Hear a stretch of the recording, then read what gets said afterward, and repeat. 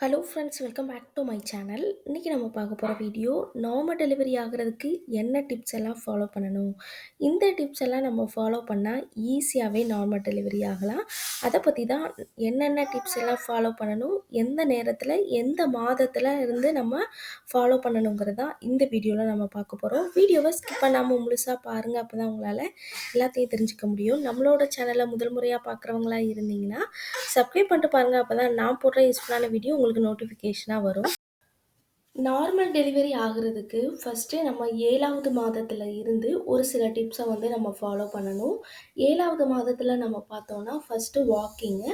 ஒரு நாளைக்கு குறைஞ்சது 1 மணி நேரம் வாக்கிங் போகிறது ரொம்பவே நல்லது. காலையில் ஒரு 1 மணி நேரம், ஈவினிங் ஒரு 1 மணி நேரம் அந்த மாதிரி போகலாம். அல்லது காலையில் ஒரு 1/2 அன் ஹவர், ஈவினிங் ஒரு 1/2 அன் ஹவர் அந்த மாதிரி போகலாம். இல்லது டோட்டலாக உங்களுக்கு 1 மணி நேரத்தில் 1 மணி நேரம் வச்சுட்டு எப்பப்போலாம் உங்களுக்கு டைம் கிடைக்குதோ ஒரு 10 நிமிஷம் கூட நம்ம வாக்கிங் போகலாம். இந்த எப்படி நம்ம இது வாக்கிங் போகணும்னா, ஃபஸ்ட்டு ஒரு 10 மினிட்ஸ் ரொம்ப ஸ்பீடாகவும், அதுக்கடுத்த ஒரு 10 மினிட்ஸ் ரொம்ப அதை விட கொஞ்சம் ஸ்லோவாகவும், அதுக்கடுத்த ஒரு 5 மினிட்ஸ் அதை விட ஸ்லோவாகவும், இப்படி தான் கொஞ்சம் கொஞ்சமாக பிரித்து பிரித்து வாக்கிங் போகும்பொழுது உங்களுக்கு இன்னும் ரொம்ப நல்லது. ஒரு சிலர் ரொம்ப ஸ்பீடாகவே நடந்துட்டுருப்பாங்க. அப்படி இல்லாமல் ஃபஸ்ட்டு ஸ்பீடாக அதை விட ஸ்பீடு கம்மி, அதை விட கொஞ்சம் ஸ்லோவாக நடந்து இப்படி மாற்றி மாற்றி இது பண்ணும் பொழுது உங்களுக்கு இன்னும் ரொம்பவே நல்லது. வாக்கிங் போகிறதுனால உங்களுடைய அந்த இடுப்பெலும்புகள் தளர்வடையும். மற்ற எக்ஸசைஸ்லாம் பண்ணும் பொழுது இப்போ பட்டர்ஃப்ளை யோகா பண்ணிங்கன்னா உங்களுடைய அந்த கால் பகுதி, தசைப்பகுதி இது எல்லாம் நல்லா ஸ்ட்ராங் ஆகிறதுக்கும், நல்லா விரிவடைகிறதுக்கும், இடுப்பெலும்புகள் நல்லா தளர்ந்து போகிறதுக்கும் இந்த பட்டர்ஃப்ளை யோகா பண்ணும். ஆனால் வாக்கிங் போகும் பொழுது நம்மளுடைய உடலில் இருக்கிற எல்லா உறுப்புகளும் அசையும். எல்லா உறுப்புகளுக்கும் நல்ல ரத்த ஓட்டம் ரொம்ப நல்லாயிருக்கும். அதுக்காக தான் கர்ப்பிணிகளை வாக்கிங் போக சொல்கிறது. 7வது இதுக்கு முன்னாடி நீங்கள் போகலாட்டி 7வது மாதத்துலேருந்து கூட போங்க. அது இன்னுமே நம்மளுக்கு நார்மல் டெலிவரி ஆகிறதுக்கு ரொம்பவே ஹெல்ப் பண்ணும். செகண்ட் ஒன் பார்த்தோன்னா கஷாயங்கள். ஜீரக கஷாயம் 7வது மாதத்துலேருந்தே நம்ம ஃபாலோ பண்ணலாம். 8வது மாதத்தில் சோம்பு கஷாயம் எடுத்துக்கொள்ளலாம். முருங்கைத்தலை கஷாயம் நீங்கள் மேபி இதுக்கு முன்னாடியுமே நீங்கள் முருங்கைத்தலைலாம் சாப்பிட்டு எந்த பிரச்சனையும் இல்லைன்னா, இப்போ முருங்கைத்தலை கஷாயம் 4, 5வது மாதத்துலேருந்தே நம்ம எடுத்துக்கொள்ளலாம்.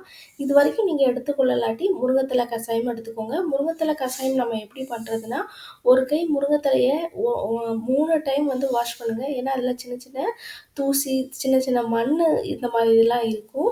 இதை வாஷ் பண்ணிவிட்டு ஒரு 2 கிளாஸ் தண்ணி இருக்கிற மாதிரி அதில் போட்டு கொஞ்சம் ஜீரகம், கொஞ்சம் சின்ன வெங்காயம், உங்களுக்கு காரத்துக்கு ஏற்ற மாதிரி மிளகு இது எல்லாமே போட்டு நல்லா கொதிக்க விடுங்க.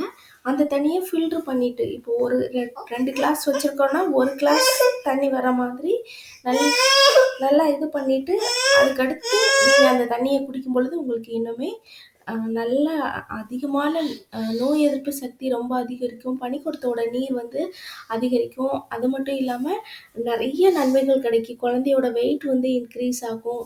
ஹீமோகுளோபினோட அளவு இன்க்ரீஸ் ஆகும். இது எல்லாமே இந்த முருங்கைத்தலையில் மட்டும் இருக்குது. இது உங்களுக்கு ரொம்பவே ஹெல்ப் பண்ணுன்னு நினைக்கிறேன். நெக்ஸ்ட் நம்ம பார்த்தோன்னா பட்டர்ஃப்ளை யோகா, ஸ்குவாட்டிங் எக்ஸசைஸ். இந்த 2 எக்ஸசைஸுமே நம்ம 8வது மாதத்துலேருந்து தான் நம்ம பண்ணணும்.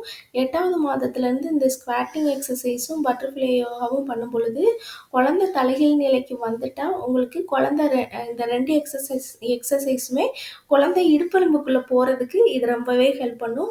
நம்மளுடைய இடுப்பெலும்புகள் நல்லா விரிஞ்சு கொடுக்கறதுக்கும், கர்ப்பப்பை வாய் நல்லா விரிகிறதுக்கும் இந்த 2 எக்ஸசைஸ் ரொம்பவே ஹெல்ப் பண்ணும். நெக்ஸ்ட் நம்ம பார்த்தோன்னா விளக்கெண்ணெய் குளியல், விளக்கெண்ணெய் ஆம்லேட். இந்த விளக்கெண்ணெய் குளியல் நம்ம எந்த நேரத்தில் குளிக்கணும்னு சொல்லிட்டு நிறைய பேருக்கு டவுட் இருக்கும். விளக்கெண்ணெய் குளியல் நீங்கள் உங்களுடைய விருப்பம் தான். நைட்டு தூங்கும்போதும் குளிக்கலாம், காலையில் ஒரு 10, 11 மணிக்கு குளிக்கலாம். ஒரு சிலர் எந்திரிச்சு 7, 8 மணிக்கே குளிப்பாங்க. அப்படியும் கூட நம்ம எடுத்துக்கொள்ளலாம், எந்த ப்ராப்ளமும் கிடையாது. ஆனால் விளக்கெண்ணெய் அப்ளை பண்ணிவிட்டு ரொம்ப நேரம் வச்சுக்கக்கூடாது.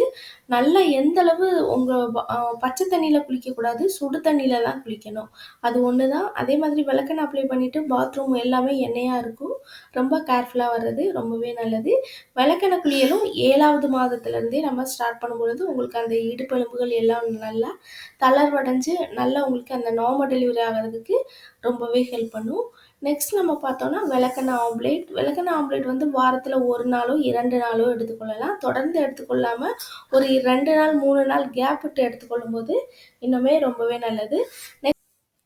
இந்த மாதிரி ஃபாலோ பண்ணாலே போதும். நம்மளுக்கு ஈஸியா நார்மல் டெலிவரி ஆகும். இது எல்லாமே 7வது மாதத்தில உங்களால ஃபாலோ பண்ண முடியலன்னா, 7, 8, 9 இந்த 3 மாதங்கள்லயாவது ஃபாலோ பண்ணுங்க. கண்டிப்பா நார்மல் டெலிவரி ஆகுறதுக்கு அதிகமான வாய்ப்பு இருக்கு. ஓகே ஃப்ரெண்ட்ஸ், இந்த வீடியோ உங்களுக்கு ரொம்பவே யூஸ்ஃபுல்லா இருக்கும்னு நெனைக்கிறேன். இந்த வீடியோ புடிச்சிருந்ததுன்னா லைக் பண்ணுங்க, ஷேர் பண்ணுங்க, கமெண்ட் பண்ணுங்க. மறக்காம சப்ஸ்கிரைப் பண்ணிடுங்க.